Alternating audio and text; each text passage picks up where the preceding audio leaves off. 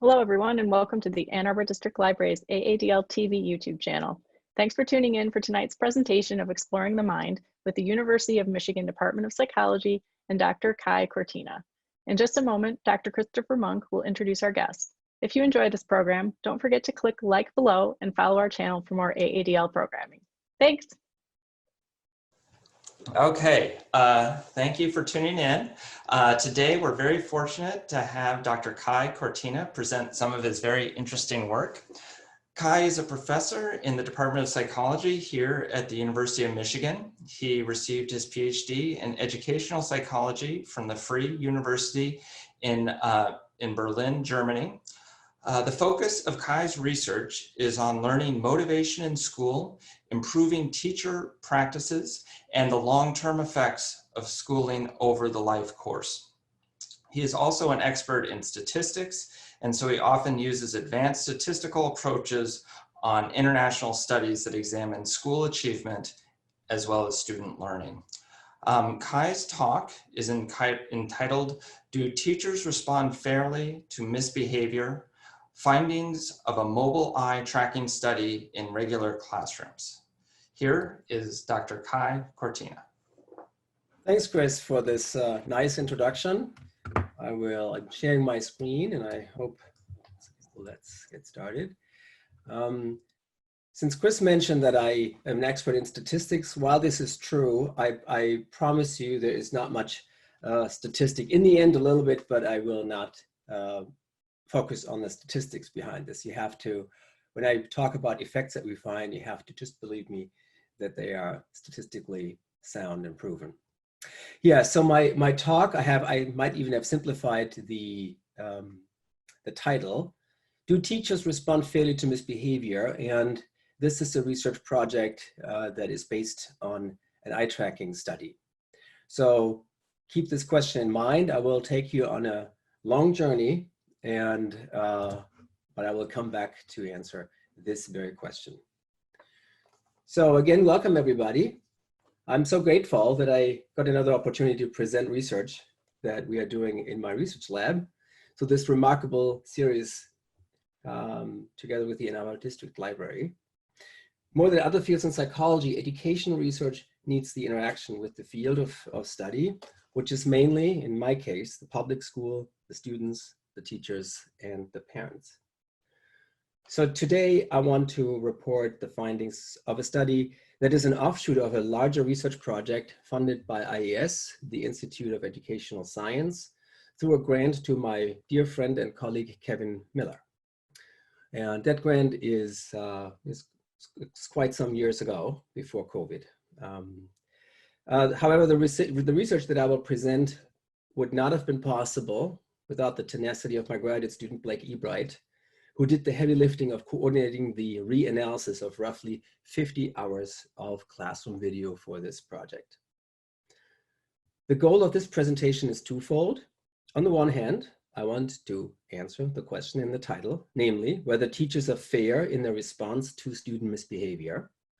On the other hand, I want to provide a little insight in the methodological challenges that we face even in answering relatively simple questions like the one presented. For the purpose of this talk, we narrow the notion of fairness to the question of ethnic and gender equity in the classroom. Do the teachers respond fairly to or evenly to misbehaviors in the classroom, regardless of sex and gender of the student? So let's start briefly reflecting on misbehavior in the classroom. As it is true for many terms in education and psychology, we believe we know what we're talking about until we try to measure them. Classroom misbehavior is not an exception. We have a common sense notion of what classroom behavior is, and then we need to be scientifically way more precise than in everyday language. While it is easy to get consensus that a student who hits a classmate is misbehaving, unless it is a boxing class maybe, The reality of the everyday classroom deals with infractions of classroom norms that are less extreme, but more common and unfortunately more ambiguous. So teachers differ in what they consider misbehavior in their classroom and how much they are tolerating it and how they respond to it. And to make matters worse, often the teacher's behavioral norms change throughout the class period. Here's an example. Sitting on the desk instead of sitting in the chair might be okay for the English teacher in the first class period, but it might be a complete no-no for the math teacher in the second period. For the American history teacher in the next period, it might be expected that everybody sits in their chairs for the first half hour, but for the seat work session halfway through class, it is okay to sit on the table for the small group discussion. This issue would certainly be a talk on its own, but I hope you trust me that we found a viable strategy to identify misbehaviors in a relative objective way. Despite these ambiguities in the definition of misbehaviors, the research on teaching expertise has consistently demonstrated that regardless how you define misbehavior in the classroom, experienced teachers have less of it and they are better at responding to it. I mention this here because the comparison of expert and novice teachers was a key aspect of the original study, and I will mention expertise differences today at one point.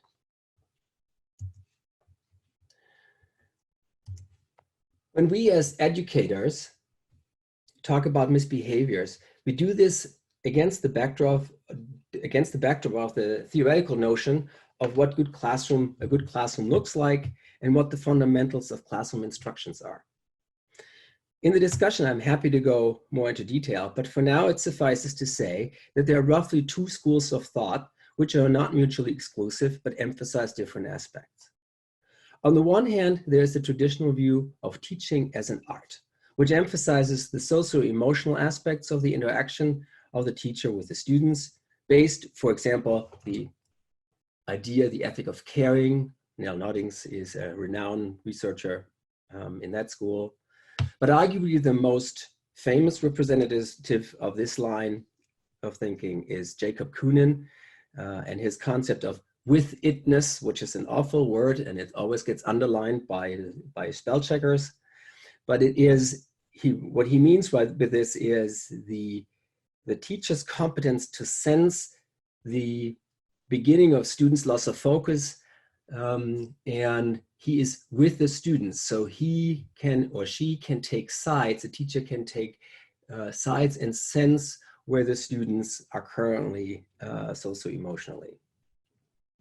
So another concept of the withitness research of Kounin is the concept of overlapping, which refers to a teacher's skill to quickly and effectively respond to student misbehavior without losing the momentum in the teaching. I will mention overlapping in that talk a lot, actually. So the alternative school of thought, which again is not mutually exclusive, but that is the idea to focus analytically on what techniques are helpful for a teacher to teach a class successfully. And this typically has a more an emphasis on the cognitive side of learning. So which way to present content helps the student better in their understanding. And this we call pedagogical content knowledge. And Lee Schulman is a very famous representative of that school. And in this category also falls the theory of classroom management, Brophy and Good, who coined that term, and that refers to, again, techniques that teachers have to control the classroom. And it is, one can make the case that withitness of Kounin is a type of classroom management. Of course, I will not go deeper into that because I personally have a different distinction that is important for our presentation today. When we address empirical research on teaching in the classroom, I find it immensely more useful to keep another distinction in mind, namely the one between high and low inference approaches. Once you understand this difference, it is hard to forget about it, and that is for me the best proof of its usefulness. And high and low inference is something that is a distinction that is helpful also in other areas of psychology. High inference approaches are, to my personal chagrin, most common in education research. High inference means that somebody, usually the student, the teacher, or an observer, provides the form of measurement. For example, we can ask the 23 students of a math classroom whether there is good classroom climate in class, using a rating scale from 1 to 5. Maybe we ask them 5 questions about that. Or we ask the teacher to rate the climate she experienced in the class. Or we ask a trained observer who is sitting in the class or watches a video what she thinks how good the climate was in this class. While these are very economical ways to produce data, it is often unclear what they really measure, because the measurement is done by other people, not by me, the scientist. Low inference approaches, on the other hand, are those measures that are simple statistics, often so simple that a computer can create the data and leave the interpretation to a later stage of data processing and, more importantly, to the scientist. For example, in our current study, we do not ask the teachers where they are looking at the moment during class, but we have a computer system record those data for us. But low inference would also be if an observer in a classroom you are an observer in a classroom and you simply take the time with a stopwatch when real instruction begins and when it ends in order to measure the effective time use. It does not require much training to distinguish between chit-chat about the latest local sports events and algebra the teacher switches to after 5 minutes of introduction. Our study that I'm presenting today combines the two approaches, because we start first by identifying misbehaviors in the classroom, which would be a high inference step.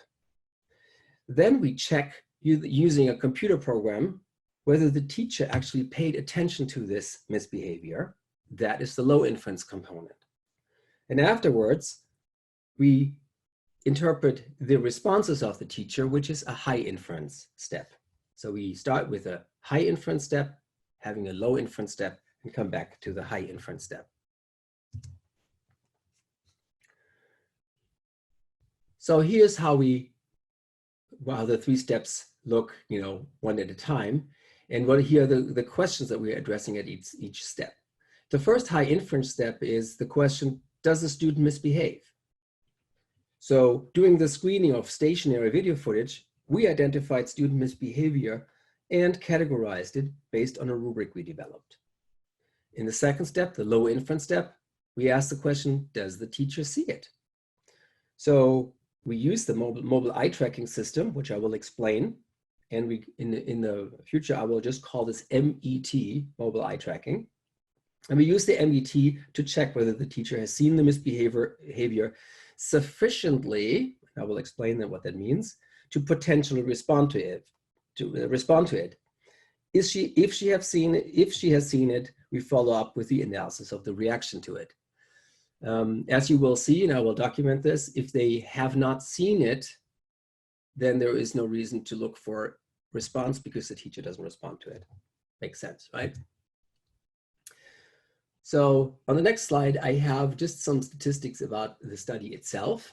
The grant was called Modeling and Developing Situational Awareness in Teachers, or MADSIT for short. We had more classrooms in the study, but only 23 classrooms we could analyze because we had both a student teacher and an experienced teacher in it.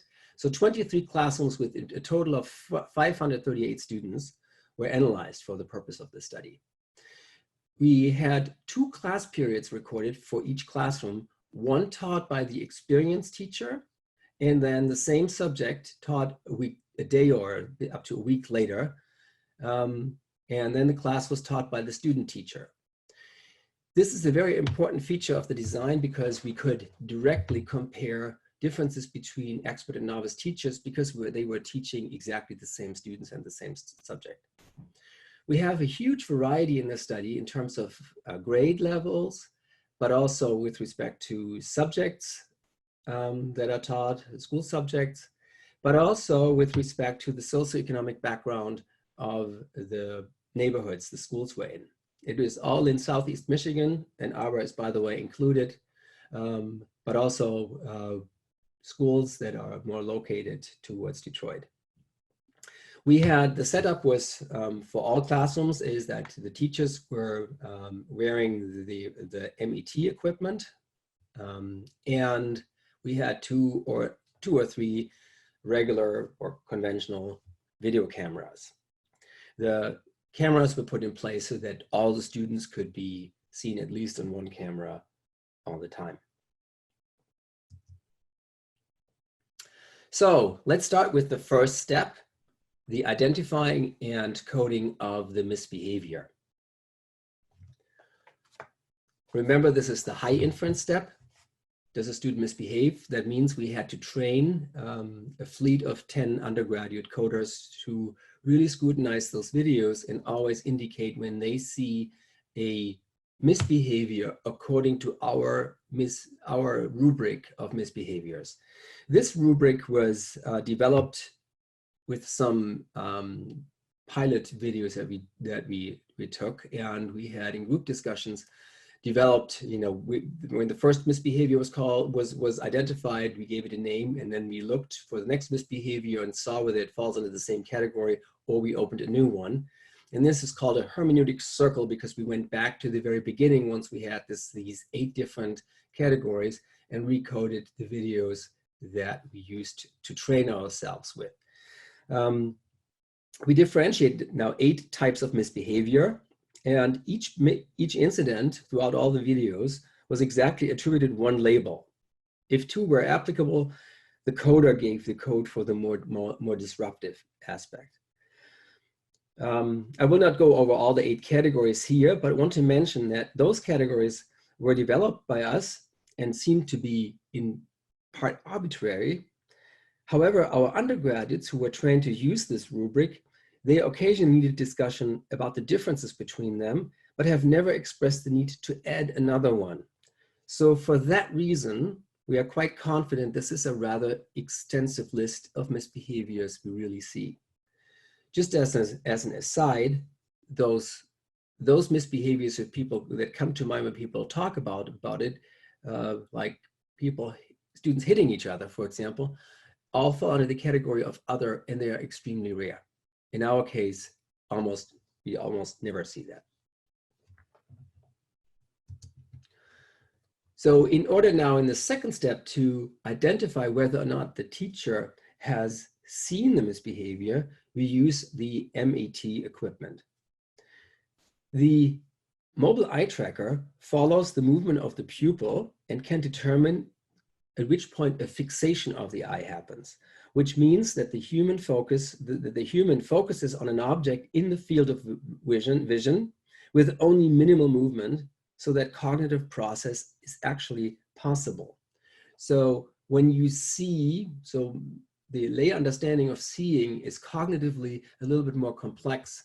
So if you sit in the car and you drive and something passes by and it's technically in your vision, as long as you focus on this, you will not be able to cognitively process what you've seen or what was in your field of vision.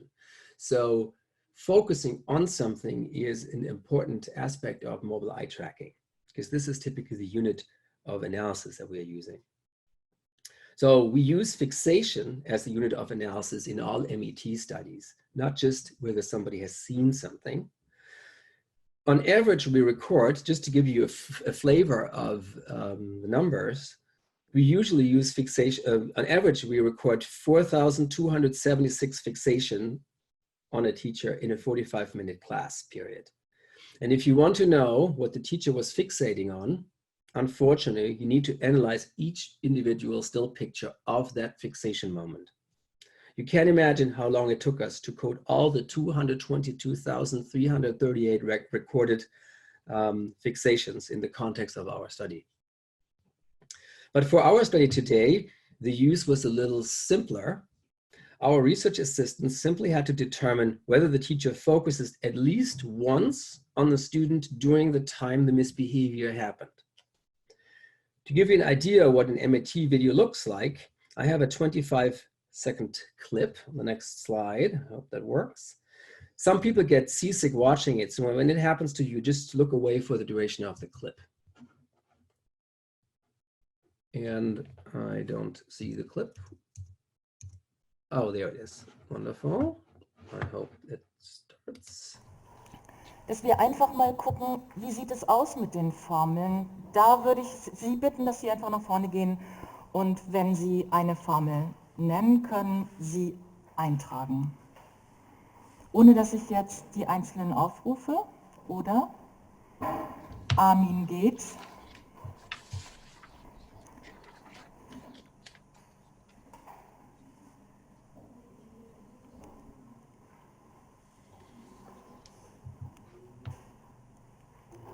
Sie wollen wissen? Ja, man kann es wegmachen. So. Okay. Wir kämpfen ab und zu noch mit der neuen. So I think that is probably enough. For reasons of data protection, I was showing you a clip from a German classroom that was recorded 10 years ago. The teacher has since retired, and she happily granted me permission to use it wherever I want. And this was a chemistry class in 10th grade. Let me go back to the slide before because I skipped that. So what the equipment needs, and this is what's important because you do not see the teacher in this video, right? So the teacher was wearing this kind of glasses that look like a little bit like a skiing mask. And this camera has two components. It records the visual field with a tiny little camera between the two eyes on the bridge of the nose in the camera. And it has two little cameras that go inside and shoot infrared light into the pupil and can record where the pupil is and how the pupil moves. And these two streams of information, the computer combines them. And this is what the video you saw shows the overlay of these two input channels. And what is important about the mobile eye tracking technology is that it only minimally interferes with the instruction, as you may have noticed. So the teacher can move freely around. The students get used to this very quickly.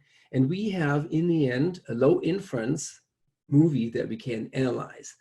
So we see every time when you saw this little red circle, this is where the computer decided there is a fixation. You also have noticed that the circle was a little off, so it was a little ahead of the heads of the students. And this is due to the fact that video was shot without calibration. What you typically do, or we did for the actual data collection, is there is a 1 minute phase where we adjust the equipment. So because these two streams have to at one point be adjusted, and that step is called calibration. So as I mentioned, the mobile eye tracking served only one purpose, the low inference step, to identify whether or not the teacher has seen the misbehavior that our research assistants have identified. If they have seen it, we then had our research assistant code the teacher response. And as you can see, there is, again, the list of responses here. And for those of you who have experience in teaching, you will probably recognize what your favorite response is. So it is, for some teachers, it's quite common that if the misbehavior is strong enough, they address the entire class. Some teachers use nonverbal strategies. They just walk up to the culprit and just stand next to him or her. Sometimes we also see positive response of a teacher to something that is technically misbehavior. Very often you will see this in the data. This is when students talk out of turn. They give the right answer to a question that the teacher is desperate to get a response for. And then she will not mention that it was actually, that the student should raise the hand before saying anything. Very common is the reprimand. sometimes including even punishment but for the most part, it's just a very negative comment on the misbehavior. Some teachers use the strategy just to say the student's name very quickly. They let the students know that they didn't get away with something, so the teacher noticed, but they don't start a conversation about it. Or very often, teachers just do nothing. And here's for the category nothing, it's very important where the strength of our study lies, because the ambiguity, if the teacher does not do anything, we can distinguish whether the teacher did not see it and therefore didn't respond, or ignored it deliberately because, you know, he or she felt it wasn't necessary to respond. So now let's look at the results. And I want to begin with the misbehaviors we encountered in the 46 recorded classrooms. And I've just combined all the information for the simplicity of the talk. There are differences between classrooms, which I will not go into today. As you see here, is I've broken this down immediately by gender. And what is in boldface, these are differences, gender differences that are significantly different between for boys and girls. So first, when we look at the total numbers, you see that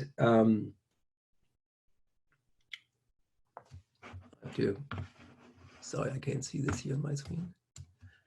You see that the most common infraction, the two common infractions that are talking and off-task behavior.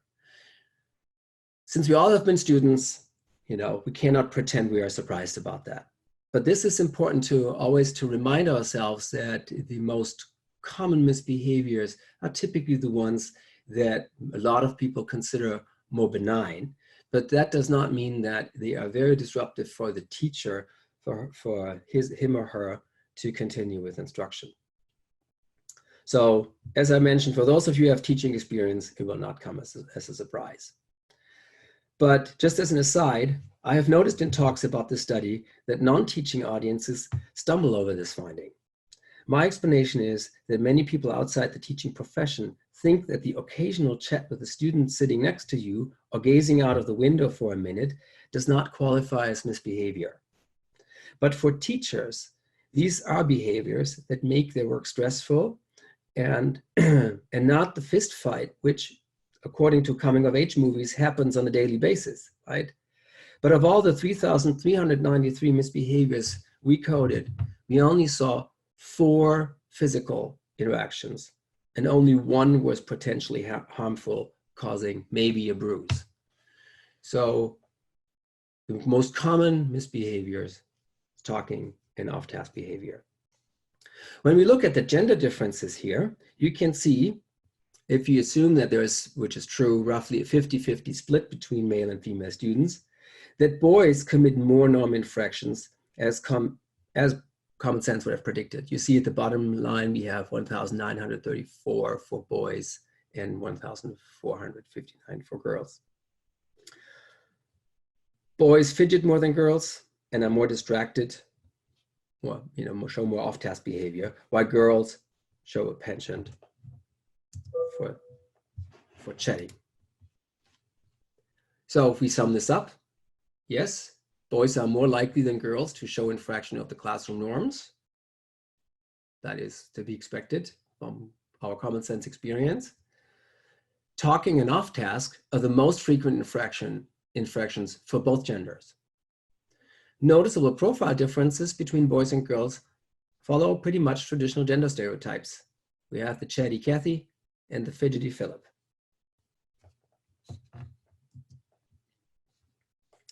When we differentiate the same misbehaviors by race, we also found characteristic differences in the profiles of the misbehaviors. White students were overrepresented in the category of talking in relative terms as presented here, but also in absolute terms when we take the percentage in the sample into account. African American students, on the other hand, were significantly more on record calling out or raising their hand while making noise to get the teacher's attention. Taking their proportion of the total sample into account, Black students were misbehaving more frequently, but only due to their higher rates in those two categories, namely calling out and hand raising. Note here that calling out and disruptive hand raising can be considered learning approach misbehaviors, which means that in their exuberance to participate, students forget their manners and blare out the right answer or shout me while raising their hands. As you will see later, these misbehaviors are not the ones teachers usually worry about. To sum this up, minority students, in particular African American students, are more likely to break behavioral norms in the classroom. However, the higher tendency of Black students to misbehave is due to learning approach misbehaviors. White students are more likely to engage in talking. Now we are moving to the next step, namely our low inference step, whether or not the teacher has seen or not seen the misbehavior. There are extreme differences in teacher awareness depending on the infraction. Calling out and disruptive hand raising are usually seen by the teacher, not surprisingly because the student craves for the attention of the teacher. Fidgeting, gesturing, and also the most frequent talking are rarely noticed by the teacher. You see that for talking, it's in 77% of the cases, the teacher has not seen this infraction.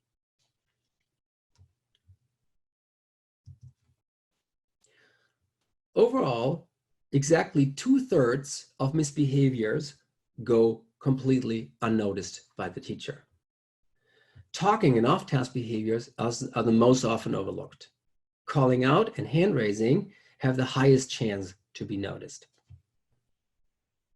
And when I talk about hand raising, I always mean disruptive forms of hand raising.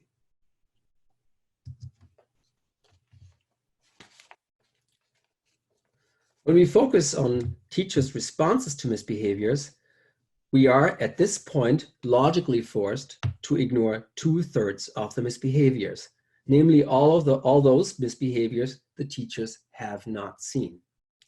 The reason is simple. When the teacher has not seen them, they will not respond to it. Or, to be precise, in our data, in 97.7%, there's a trivial non-response of the teacher. I don't need to present a table for that.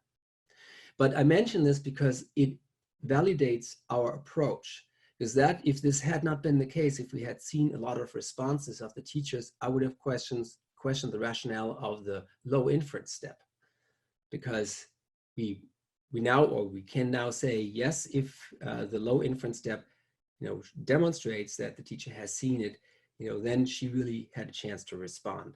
If our study indicated, our low inference step indicated a non-response, it is a non-attention, it really means the teacher really has not seen it.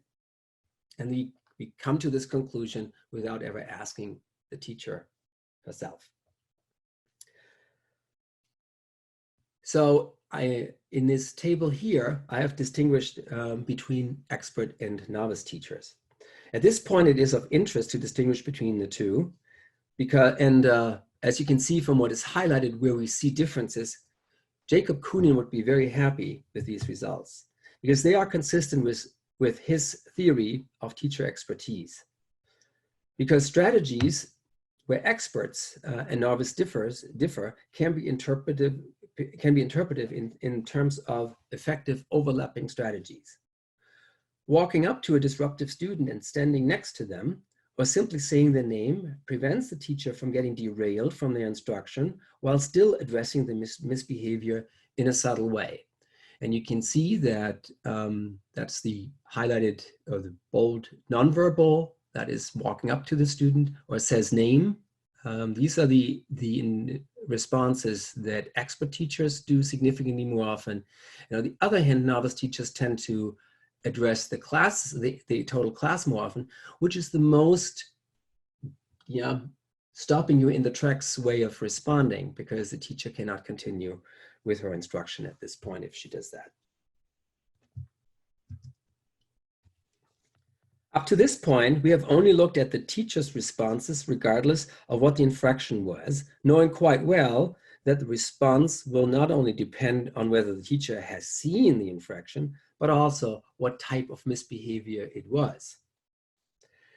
But if the teachers have seen the misbehavior, it is surprising how different the responses are, ranging from 45% positive or even encouraging responses for calling out, forgetting to raise the hand before, say, responding to a teacher.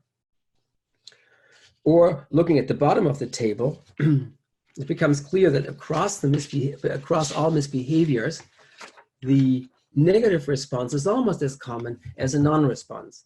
And here again, remember, the non-response is only confined to those cases where the teacher has actually seen the misbehavior.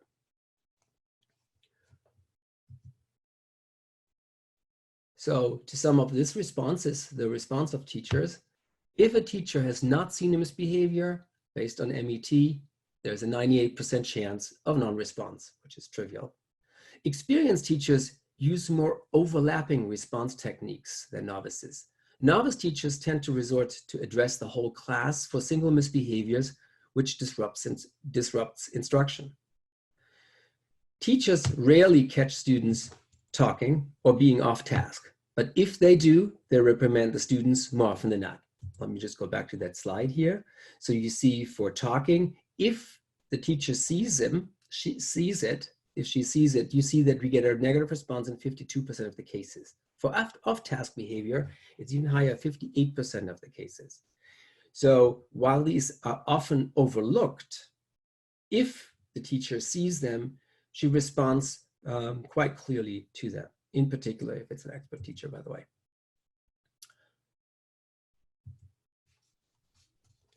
So now I come back to the question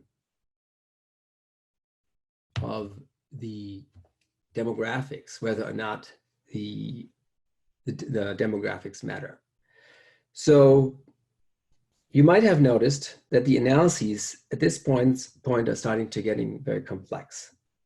The issue of fairness across demographic groups has so far only come up in the context of the misbehaviors themselves in the very beginning at the first inferential step, with high inference step, not regarding the attention and, most importantly, the response of the teachers.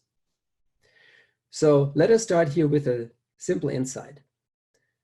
There is complete fairness in all cases where the teacher has not seen the misbehavior. There is no response to it regardless of sex or race of the student. That is hopefully easy to grasp, right? But joking aside, in all cases where a teacher has seen the misbehavior, they also processed consciously or unconsciously the sex and race of the misbehaving student. In our final step, we wanted to investigate for the seen infraction whether the reaction of the teacher is not only influenced by the type of misbehavior, we know that already, but also by the race and sex of the student. In order to do that, we use a technique called log linear modeling, which I refrain from even trying to explain, except for the logic on the slide you're seeing here. We started with the model, and that is the model 1, that assumes that all 4 effects are simply additive or called main effects, roughly following the results given above. So the results I've presented so far were all typically main effects. But this is not the full story, as the significant values, significant p-values, smaller than 0.019, that indicates that it's not sufficient to just use main effects. There are more complex effects in our data. So we have to include those 2 interactions between incident and race and incident and expert. We have to take into account to reproduce or to statistically explain our findings. So confirming our findings above, we do not find a differential effect for sex. Boys and girls are treated the same way for the same infraction. You also see that the expert and novices differ in their responses, an effect that was just discussed. So it is the race by incident interaction. So this model 2A, we want to understand a little better.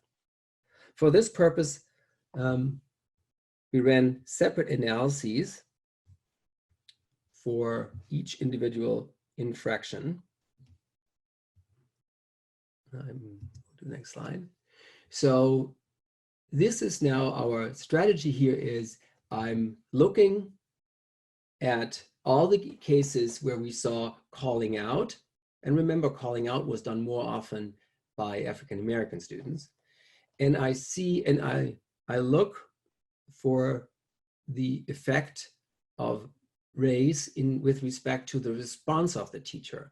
So if I have given calling out, misbehavior calling out, does the teacher respond evenly whether or not this is a white boy or a black kid? And we do this separately for each individual infraction.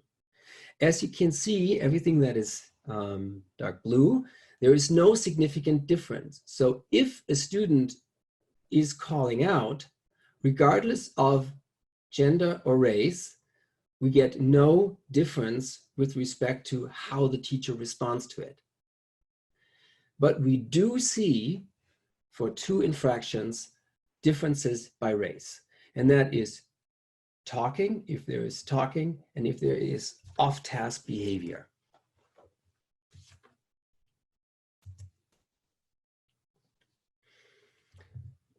So in order to look at this a little more in detail, so this is a very busy table here. So you see the top part is the analysis of the misbehavior talking. And you see there is the teacher reaction, and there is either non-response, negative response, or positive response. And you can see, and this is broken down by race. I'm focusing here on the differentiation between white and black students. And you can see that black students, if black students are talking and the teacher sees it, the response rate, negative responses, is much higher than for white children. So it's 70% versus 45%. And that is a statistically significant effect. And the same, exactly the same, even more extreme, we see for off-task behavior. If a teacher sees off-task behavior in an African-American kid, there is an 85.5% chance of a negative response by the teacher. While for white student, it will be only, but still majority, roughly 52%. What is important to note here is that these effects are cumulative.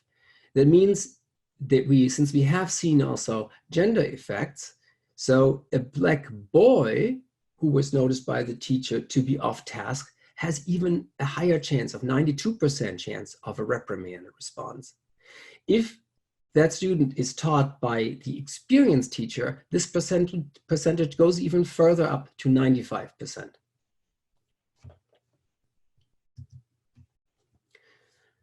Before we draw conclusions, let's summarize what we found so far. Most misbehaviors go unnoticed by the teacher and therefore remain unsanctioned. Second, misbehaviors follow gender stereotypes but do not confirm racial stereotypes. Black students have a higher rate of misbehaviors, but only to learning approach infraction, which teachers often ignore or even condone, as we have seen in particular for the calling out. Third, teacher responses are driven by the type of infraction. But controlling for the infraction, gender does not predict teacher reaction. But Black students experience stronger reprimand for self or other distracting behaviors. So now I come back to our original questions. Are teachers fair in their response to misbehaviors? For student sex, the answer is simple, yes. Because gender differences in teacher reaction were fully explained by the type of infractions, which differs stereotypically by gender. But if we hold constant the misbehavior, the response of the teacher is the same regardless whether it's a boy or a girl. Fairness with respect to race is another story. And that can be told in different ways with different spin. As a psychologist, I like to start with acknowledging the perception often described in the literature, namely that African American students feel that they get reprimanded more often than white students. Based on our findings, this perception is accurate. The common argument here is that Black students, in particular male students, tend to misbehave more and hence have more negative interactions with teachers. Surprisingly, the latter fact is true. African American kids do misbehave more often, but it is still not the cause for the more negative interactions with the teachers. The higher percentage of Black students' misbehavior is solely rooted in higher percentages of learning approach infractions. And these are the infractions that teachers are often willing to let slide in the interest of instructional progress. But teachers do seem to be more vigilant and responsive to those misbehaviors that ultimately jeopardize student learning progress. And that is off-task behavior and talking, because the students are distracted. One could argue that pedagogically, this is in the best interest of the student, or in this case, the Black student. But seen through the lens of critical race theory, it is possible that students find heightened scrutiny not only unfair, but also a form of racism. This perception might outweigh good pedagogical intentions. And thank you for your attention. All right, great. Thank you very much, Kai.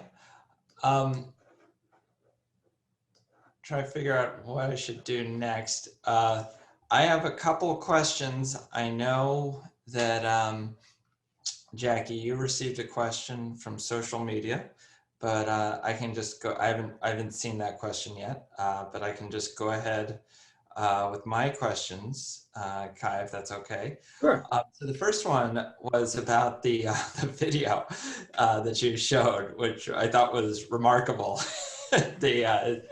It just seemed like a very different world. And I was wondering, I totally appreciate that you're not able to share videos of kids and teenagers in the United States, but I was just wondering if anecdotally, from what you've seen of the videos and your knowledge of Germany and the United States, like how that might differ from what, like, the data you guys were actually working with in Southeast Michigan. Frankly, there is no difference. Really? I have videos also. Last year, I shot several videos in Germany. And the only difference might be, and that had to do with the fact that I was working in Germany with teachers in training, that the novice teachers in Germany tend to walk around more in the classroom. And that has a significant effect on responses to misbehaviors. The short answer is, it's a good thing if a teacher walks around. Okay. And in the US, in particular, experienced teachers tend to not do that, which might be a training that during their initial training that was not important, or sure, it's a matter of age. I don't know. Sure. Okay. Okay, great. Thank you.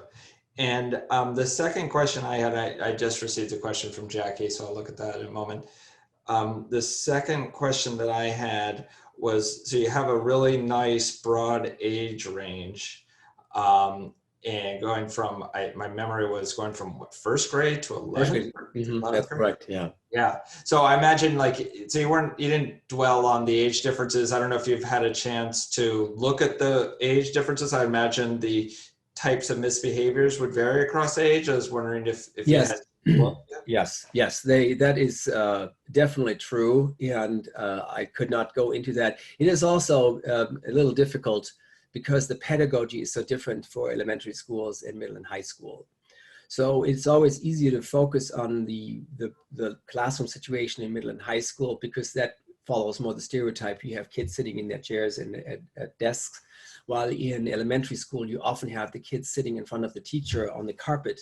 And then there are very different misbehaviors. And I mentioned the physical misbehaviors. This is something we only observe in first and second grade. And kids sit really very close to each other, and then they might, just make a movement and hit by mistake another one, and then this kid, boxes back. So yes, there are qualitative differences by over the course of the school career. That is definitely true. But we have not, and frankly, we have not really analyzed it that much, because when we would really differentiate by grade, we reach our limits in terms of the amount of data we have to really analyze them well. I do know, however, that the number of infractions of misbehaviors goes down in general. So we see more misbehaviors in elementary school, in particular beginning elementary schools, than middle and high school. And this is what you would expect, because the kids socialize into the classroom setting and the behavioral norms in the first years. Great, thank you. And the question from social media comes from Katie, and she asks, would love to hear thoughts on how this might apply in virtual classrooms too.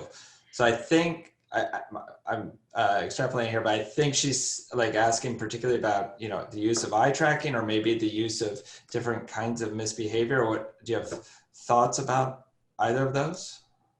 It's funny that this is a very good question, and I actually do have thought about this, because I think our research, shows the real dangers of virtual teaching, because teachers, for very good reasons, are very concerned about students getting distracted, students not paying attention, being off task. And as the study, as I showed, off task is one of the most common infractions we see in a regular classroom, where the teacher has more control over, kind of reining in, it's the shepherd of attention in a way. In the virtual classroom, the teacher has very limited means to get kids who get sidetracked, back on track. Just anecdotically, my son, who is in 10th grade, the teachers plea that the kids, turn the cameras on in a virtual classroom, but they can't force it. Mm-hmm. So they crave to at least to have a visual control that emulates what would be possible in the classroom. So I would actually say this is one of the big problems in terms of teaching and classroom teaching in the virtual space, is that the teachers cannot really control the attention or monitor the attention of the students. Mm-hmm. Mm-hmm. Yeah. Okay. Do you have are there questions? I know these are very new data, and so maybe you've not had the chance to present these to other audiences. Are there other common questions that come up? I have presented this actually to larger audiences when we were halfway through the data analysis. Oh. And thank goodness, I did not change the story to have the full coding. The question that comes up is, of course, a little thorny, and that is the question: what should we do about the race effect that we see in the data? On the one hand, I have, and I hope that I was able to convey this, that this is a complicated issue. It is not simple. It is not that the Black students misbehave more. It is the type of misbehavior that really tells the story here. But what should a teacher do? Pedagogically, I would say, yes, you have to be more consistent in negatively responding to off-task and talking also for the white kids. So I would more make, I feel most comfortable making the cases the white kids, are missing out on pedagogical guidance. So the Black kids get the better pedagogy on the teacher, which might they perceive as more controlling, but from an educational perspective, that's not a bad thing. Mm-hmm. So my cop-out would be here, the teacher should also focus and should be more consistent, or that would be if it were for teacher training, or this is what I did last year in Germany in the teacher training class. Make sure, do not, in particular as a novice teacher, do not ignore off-task behavior. A child that looks out of the window is a problem that might trigger more misbehavior of this student or another student.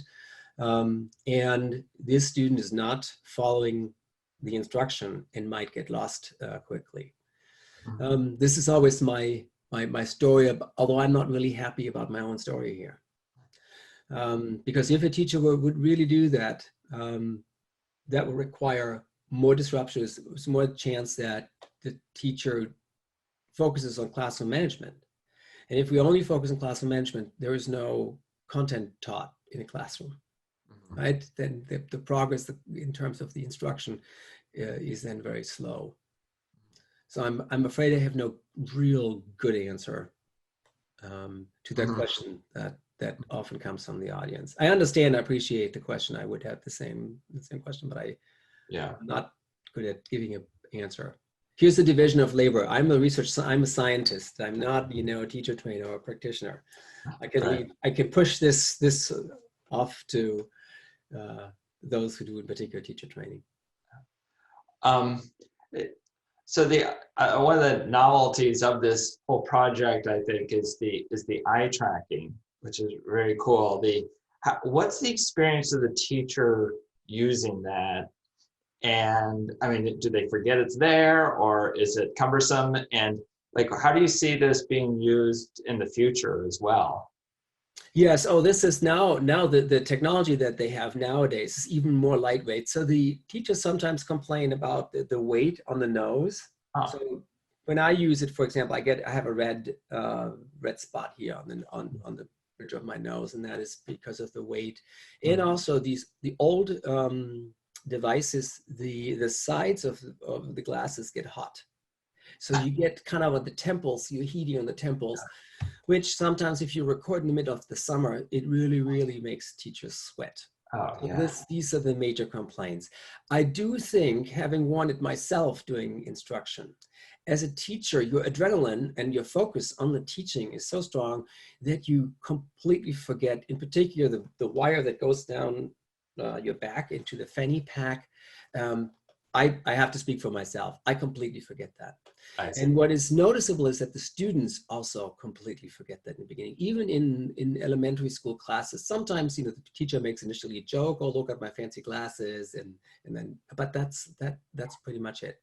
So nowadays the glasses that you can use, there's Tobii is a very expensive brand.